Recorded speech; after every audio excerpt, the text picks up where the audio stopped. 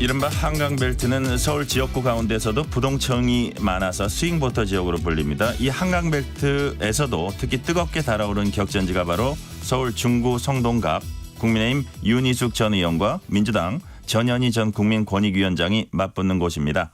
전적절의 전격 시사는 전현희 전 위원장 인터뷰를 지난주 한 대 이어서 오늘은 윤희숙 전 의원과 함께 자세한 얘기 나눠보겠습니다. 의원님 어서 오세요. 네, 안녕하세요.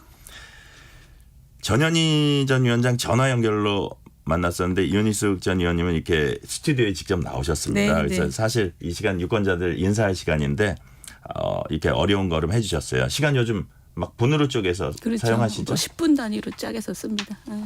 시간이 하루가 어떻게 가는지 모르실 맞습니다. 거예요. 네네.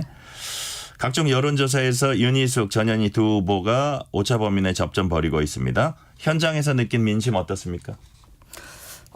팽팽해요. 팽팽합니다. 근데 뭐 좋아하시는 분들은 굉장히 좋아해 주시고 또 싫어하시는 분들은 이 정권 심판 이런 그 생각을 하시는 분들도 계시고 네. 열심히 하고 있습니다.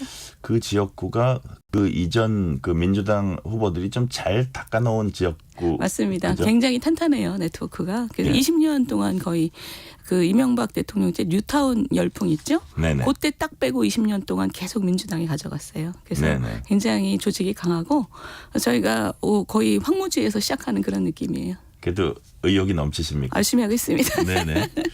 지난 2월 초 저희 프로그램에 출연했을 때는 임종석 전 실장 출마 가능성이 네, 컸던 네. 때였어요. 맞습니다. 그래서 그때 이제 운동권 청산론이 어떤 이런 얘기들 저희가 많이 나눴었는데 근데 맞상대가 이제 전현희 전 위원장이 되면서 운동권 청산론보다는 다른 데 이제 방점이 둬야 될 것 같다 그런 생각이 드는데 어떠세요? 근데 저는 뭐 운동권 청산론을 얘기한 적은 없고요. 네네. 우리가 이렇게 미래로 가는 그런 정치를 해야 되는 그런 상황에서 좀 걸림돌이 되는 게 정치의 본질에 벗어나는 그런 정치 세력들이 많다. 그런 네. 차원에서 이 정치의 본질이 무엇이고 민생이 무엇이고 그것을 풀어나갈 전문성이 누가 있느냐 아주 본질적인 싸움을 하는 거죠 지금. 네.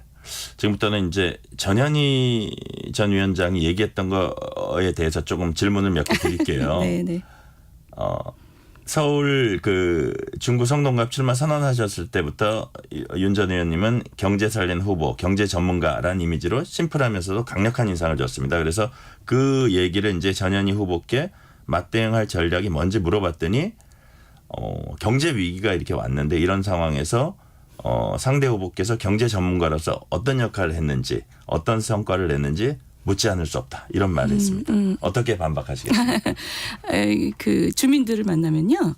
주민들도 아주 놀라울 정도로 지금 경제적인 어려움의 본질을 꿰뚫고 계세요. 뭐냐면 우크라이나 전쟁, 미중 패권 경쟁 이게 글로벌 위기인 거 알고 계세요. 네.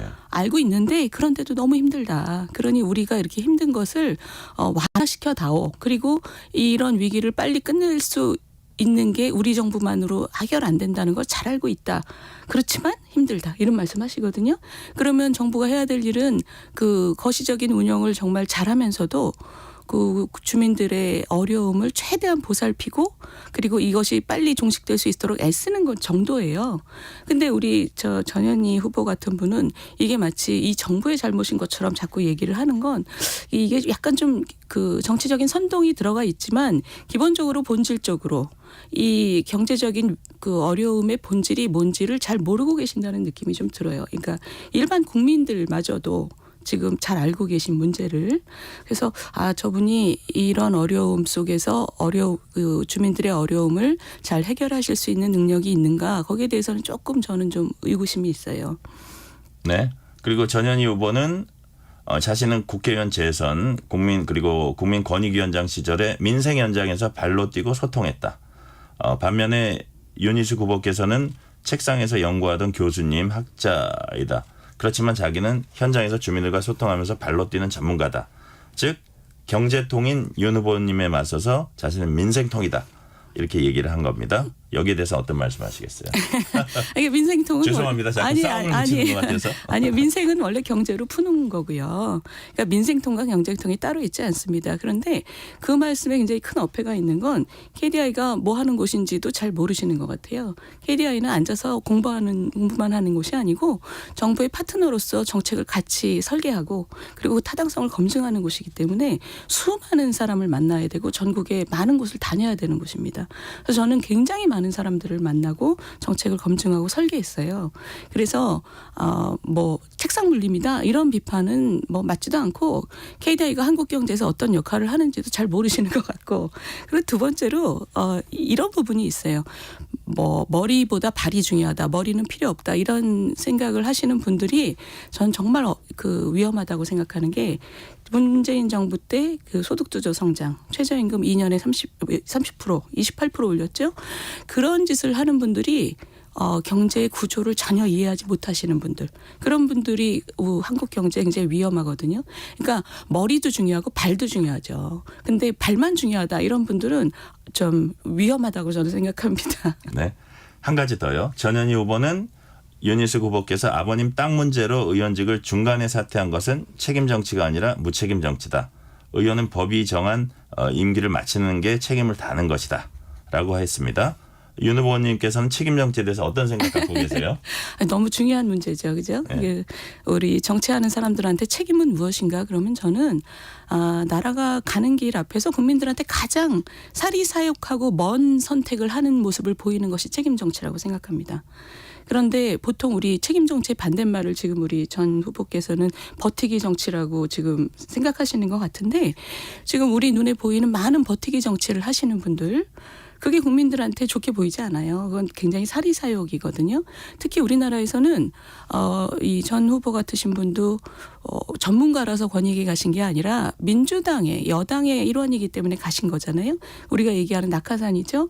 낙하산이 있는 거는 뭐 현실적으로 어쩔 수 없지만 그런 낙하산 인사들은 정권이 바뀌면 다음 정권이 자기 정권을 위해서 일하는 것을 돕기 위해서 저는 자리를 비켜주는 게 원칙적이라고 생각합니다.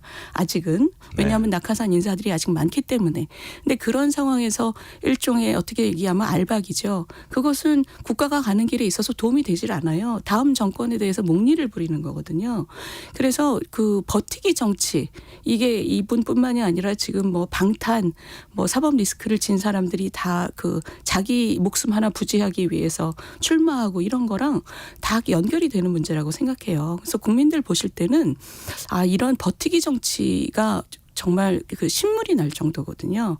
그래서 이런 얘기를 하시는 것은 별로 적절하지 않다고 생각하고 무엇보다도 우리 전현희 후보께서는 권익위로 일하실 때 제가 그 기록을 보니까 95% 정도를 지각을 했어요. 그러니까 외부 일정이 없는 날만 따져도 제 시간에 출근한 적이 한 9일? 그러니까 95% 이상이 지각이에요.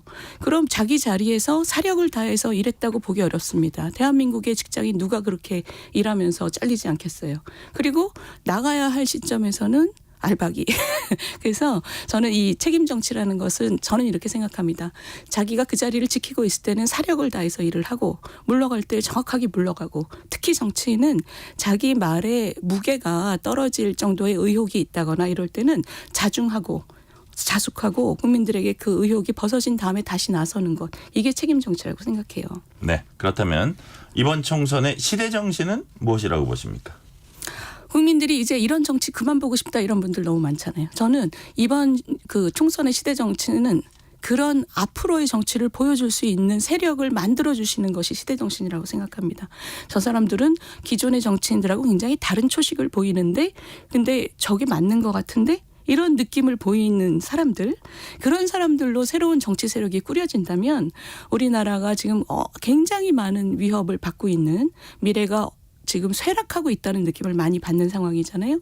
나라를 다시 끌어올리기 위해서 그런 정치 세력을 꾸려주시는 것이 시대 정신인 것 같아요. 네. 설화 논란으로 막바지 공천 작업이 시끄러웠습니다. 일단 국민의힘에선 도태우 변호사, 장해찬 후보 이렇게 공천 취소됐습니다. 이 같은 공관위 움직임 어떻게 보세요? 저는 이 총선 만큼 민심에 민감하게 반응해야 되는 때는 없다고 생각합니다. 또 그것이 평상시의 원칙의 상향 조정으로 이제 이어진다면 그게 그 정치의 수준을 높이는 일이라고 생각해요. 그래서 양쪽 공간이가 그 막말에 대해서 저 민심에 민감하게 반응하는 것은 당장 총선의 그 승패하고도 관련이 되지만 장기적으로 저는 맞는 방향이라고 생각을 합니다. 그런데 지금 그것이 한 가지 이제 우려가 된다면 그것이 일관성이 있어야 되는 거죠. 그러니까 뭐 당대표하고 친해서 봐준다거나 이런 일이 나타나면 그것은 또 정치에 대한 환멸을 느끼게 하겠죠. 네. 어제 첫 선대위원장 회의가 있었거든요. 거기서 한동훈 위원장이 이런저런 강조를 하면서 호주 대사 귀국 관련해서 뭐 조사를 받아라 이런 부분 플러스 청와대 수석 거취에 대해서도 뭐 결단을 하란 취지로 이제 얘기를 했습니다. 이런 부분은 어떻게 보세요? 그게 현장에서 지지자들을 만날 때도 지지자들께서도 그런 의혹을 그 말씀하시면서 네. 불안해하셔요. 이거 호주 대사 어떻게 된 거야? 이렇게 불안해하시거든요. 제가 그런 걸 보고 굉장히 안타까웠는데 한동훈 위원장께서 지금 그 문제를 그 정식으로 제기를 하신 거죠. 그거는 저는 현장에서 뛰는 선수 입장에서는 대단히 감사한 일입니다. 그러니까 민심을 몰라라 하면 지게 돼 있거든요. 선거에서 중요한 건 민심을 나 몰라라 하고 고개를 쳐들고 그래도 너네는 나를 사랑할 수밖에 없어 이러면 저는 필패라고 생각해요. 그런데 한동훈 위원장께서 지금 이 위중함을 아시고 그 문제를 제기해 주신 거를 보면 저는 우리 지지자들도 고맙다 시원하다 이렇게 느낄 것 같고 중도에 계신 분들은 그래도 민심에 반응하려고 하는구나 이렇게 생각하실 것 같아서 전 큰 다행이라고 생각합니다. 고개를 들면 망하는 게 두 가지 있습니다. 골프와 선거. 맞습니다. 딩동댕. 다음 질문으로 넘어가겠습니다. 민주당에서도 양문석 후보의 과거 노무현 전 대통령 비하 발언이 논란이 됐습니다. 그런데 이재명 대표는 정치인이 정치인 비판하는 게 뭐가 문제냐며 양 후보 이제 감싸는 듯한 모습을 보였고요. 여기에 대해서 비명계 반발을 했습니다. 막말 논란으로 공천 취소된 정봉주 의원과 양문석 후보 뭐가 다른 겁니까? 저는 정치인이 정치인을 비판하는 게 뭐가 문제냐고 말씀하신 이재명 대표의 말씀도 일리가 있다고 생각해요. 네. 정치에서는 사실은 비방이나 이런 기준도 상당히 높습니다. 왜냐하면 정치인은 서로 비방하는 그게 일상이기 때문에. 그런데 문제는 이재명 대표는 본인을 비방하거나 본인을 비판하는 정치인에 대해서는 가차가 없어요. 이번에 그 박강원 전 원내대표나 박용진 그 의원 같은 경우는 저는 당은 달라도 상당히 합리적인 분이라고 생각하고 있거든요. 생각도 많이 다르고 신념도 다르지만 같이 정치를 할 수 있는 분이라고 느껴왔습니다. 근데 이번에 이재명 대표가 그 두 분을 공천에서 그렇게 쳐내는 과정을 보고 저분은 자신을 비판하는 것에 대해서는 정말 가차가 없다. 그러니까 원칙이라고는 참 찾아보기 어렵다. 이런 느낌이 제가 들어서 좀 씁쓸합니다. 그러니까 그 공천의 기준을 어떻게 잡느냐는 그것이 일관되게 시행될 수 있느냐가 훨씬 중요한 문제거든요. 네. 그런 면에서는 지금 민주당이 국민들의 마음을 잘 읽고 있다고는 생각이 되지 않습니다. 네. 서울 강북을에서 정봉주 전 의원 공천이 취소된 뒤에 민주당은 방금 말씀하신 박용진 의원과 조수진 변호사, 민변 사무총장도 하셨더라고요. 2인 경선을 치르기로 했고 유시민 전 장관과 유튜브 채널인가요? 거기서도 이제 프로그램도 하셨어요. 근데 박 의원은 하위 10%가 적용돼서 30% 감점. 조 변호사는 정치 신인의 여성에서 그렇죠. 25% 가점. 그렇죠. 여기 더 있습니다. 강북을 권리당원뿐만 아니라 전국의 권리당원이 그러니까요. 투표하게 됐습니다. 그렇죠. 이런 민주당 강북을 경선은 어떻게 보세요? 이 룰은? 그게 아주 우스꽝스러운 얘기죠. 아니 저는 뭐 가산점과 이 여성 가산점 그건 이제 원칙이니까, 감산, 그거는 규정이니까. 뭐 그럴 수 없다고 네, 그럴 수밖에 없다고 치더라도 전국 당원들한테 그 투표를 맡긴다는 거는 강성 지지자들한테 그 칼을 쥐어주는 거거든요. 지역구 선거인데 그 지역구 구민의 그 구민 당원의 마음을 읽어내는 게 중요한 거지. 전국에 있는 강성 당원의 표를 얻어내는 게 무슨 의미가 있겠어요. 그러니까 그거는 아주 잘 설계된 박용진 천액이죠. 그러니까 그리고 매우 염치가 없다. 그런 분이 지금 정치인이 정치인을 비방하는 게 무슨 상관이냐. 그 얘기하는 건 앞뒤가 너무 안 맞는 거죠. 네. 일반 이런 게 비명계 찍어내기로 사실 갈등이 어느 정도 봉합돼 가고 있었거든요. 좀 재점화될 개연성도 없진 않겠네요. 지금 그 김부겸 총리께서 나서셨잖아요. 사실 김부겸 총리께서 공천 과정에서 가만히 계시다가 선대위원장을 맡는 걸 보고 제가 좀 살짝 뜨악했었거든요. 이때까지 가만히 계시다가 왜 이런 느낌이었어요. 그런데 지금 말씀하시는 걸 보면 선대위원장으로서 이게 더 이상 망가지는 것은 막는 게 나의 소명이라고 느끼시는 것 같아요. 그 김부겸 전 총리의 문제 제기에 그 지도부가 어떻게 반응하느냐가 이것이 재점화가 될지 말지를 결정하는 어떤 계기가 될 것 같습니다. 네. 이번에 이재명 대표 본인 얘기입니다. 대전 방문한 자리에서 살만하다 싶으면 2번 찍든지 아니면 집에서 쉬시라라고 발언했습니다.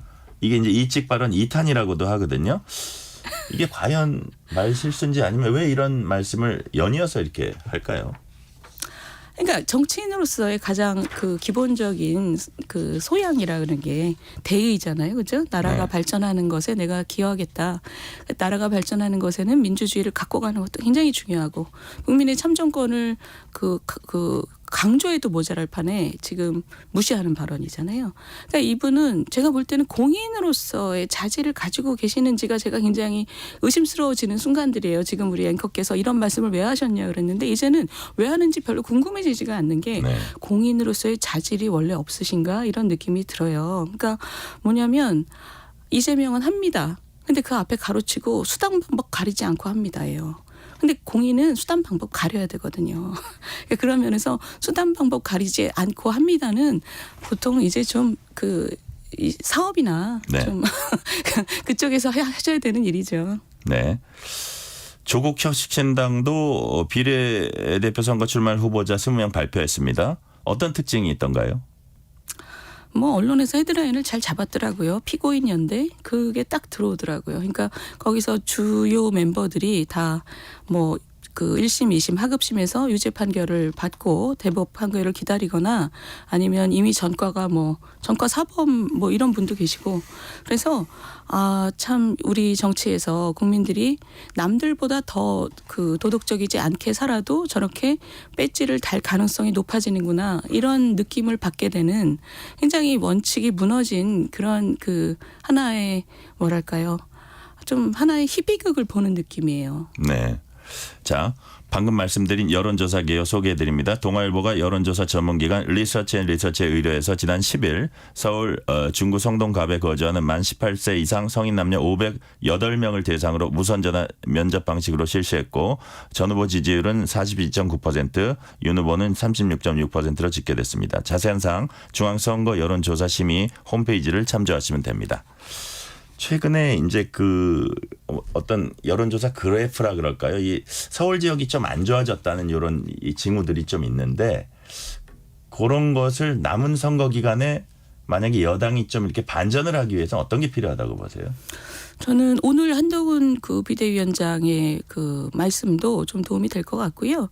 그리고 이제 의사파업 장기화에 대해서는 아마 그 정부도 고민이 많을 거라고 생각합니다. 지금 선거를 위해서 섣불리 원칙을 버릴 수는 없는 것입니다. 굉장히 국민들께서 원하는 게 의사수의 증언이기 때문에 네. 그런데 그것을 훨씬 더 유연하게 원칙을 버리지 않되 유연하게 그 협상하는 그리고 우리의 원칙이 무엇인지를 끊임없이 상기시키는 그런 그 모습을 보여준다면 뭐 서울 지지율이 다시 반등할 수 있지 않을까 생각합니다. 네. 지금 이제 시간이 1분 조금 더 넘게 남았는데요. 마지막으로 그 앞으로 뭐 국민의힘 어떻게 해야 되는지 특히 윤희숙 의원님의 이번 총선 전략 어떻게 한번 정리해서 좀 말씀을 해 주세요. 저는 대부분의 시간을 주민들께 인사하는 시간, 들어가는 시간 플러스 주민들의 삶을 실제로 개선할 수 있는 공약을 만드는 시간에 어마어마한 노력을 하고 있습니다. 그 어마어마한 노력이 우리 선거에서는 그동안 별로 중요하지 않다고 생각됐었던 거지만 저는 정치의 본질을 회복하는 어떤 미래 정치인의 그룹의 일원으로서 제가 그런 모습을 만들어내고 싶어요. 그래서 그 주민들의 속으로 파고드는 어떤 그 옛날식 선거 그리고 공약을 정말 공들여서 만드는 그 젊은 선거 이 두 가지를 지금 열심히 하고 있습니다. 지금 말씀하신 공약은 그러니까 당의 공약이기도 하지만 지금 지역구의 공약이죠. 그런 네. 것이 특화된 공약을 잘 다듬고 계세요. 성동 갑 지역은 경제적인 잠재력이 어마어마한데 지난 한 15년 동안 그게 억눌려져 왔던 곳이에요. 그 주민들에게 우리 이렇게 노후된 느낌이 드는 도시지만 어마어마하게 변화할 수 있다라는 희망을 보여드리는 게 제 이제 공약이죠. 네. 잘 들었습니다. 오늘은 여기까지 듣겠습니다. 이윤희숙 전 국민의힘 의원이었습니다. 감사합니다. 감사합니다. 전종철의 전격시사 1부 순서 여기서 마무리하고